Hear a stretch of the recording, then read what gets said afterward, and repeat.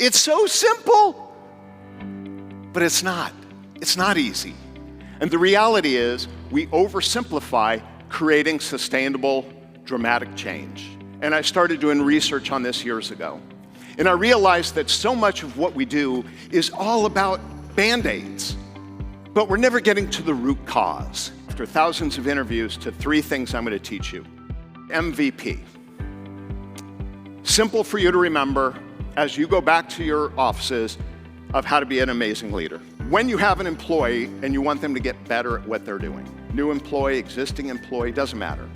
I want you to remember these 2 letters, LB and NT. All right, pair up with your team members, come up with a list of 3 or 4, and then I'm going to come back to you when you're done. Ready, set, go. Table mates, a big giant round of applause. That's awesome. All right, sometimes people say, well, why don't they just change? Why don't people just act and behave different? Why don't they? And I said, why don't they, Mary? She said, because they're people. They're not robots. You can't just flip a switch and reprogram them. But that's what we wish we could do. And then I would interview, out of these 3,000 interviews, people that said, oh my gosh, I would never quit. And I would say, why? And what do you think the number 1 reason people give me for not quitting? Love. Who said love? Yeah, I love my boss. My boss is amazing. I would do anything for them. And I would say, what about a 20% raise? Nope. Friday afternoon off? Nope. Really? Yeah. Why would I leave? I love my boss. I'll do anything for my boss. And that's what I wanted. Or as I like to say, you can't turn a cat into a dog. What? Yeah, you can't turn a cat into a dog.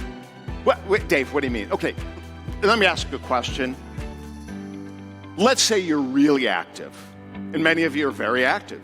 You love to go for walks, you like to go to the park, you like to run, you like to play catch. So you're gonna go buy a pet. What are you gonna go buy? A cat, of course, you're gonna buy a cat.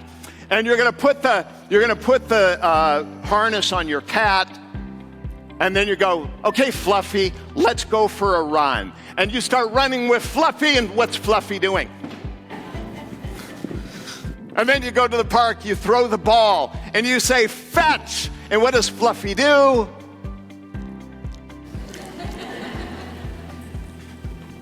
Man, I wish this cat would behave like a dog.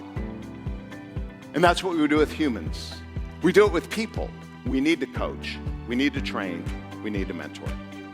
Now, the other thing that Mary taught me was this. You're lucky those people work for you. You're lucky they work for you. And you say, what do you mean I'm lucky? They're lucky. I mean, I'm lucky. I'm lucky they work for me. What do you mean? Well, I am so lucky you chose to work at our clinic. I am so lucky you could work anywhere in the city and you chose to be here. I am so lucky you chose to be with me. I am so lucky. That's the mindset of a great leader. I am lucky you work for me. Wait a minute, I know what you're thinking. You're saying, but Dave, wait a minute, no. They're lucky to have a job.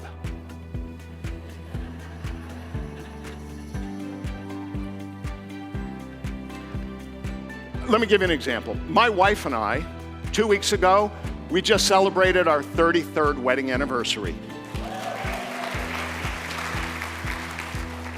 Got married when we were 2. Imagine my wife is up here with me right now and I say, honey, this has been the most incredible 33 years of my life. And I just have to tell you one thing. You're so lucky I chose you. Kind of made a little vomit come up, didn't it? Just that. Isn't that gross? Yeah. But don't we do that with people? We're lucky they chose to work for us. Thank you very much.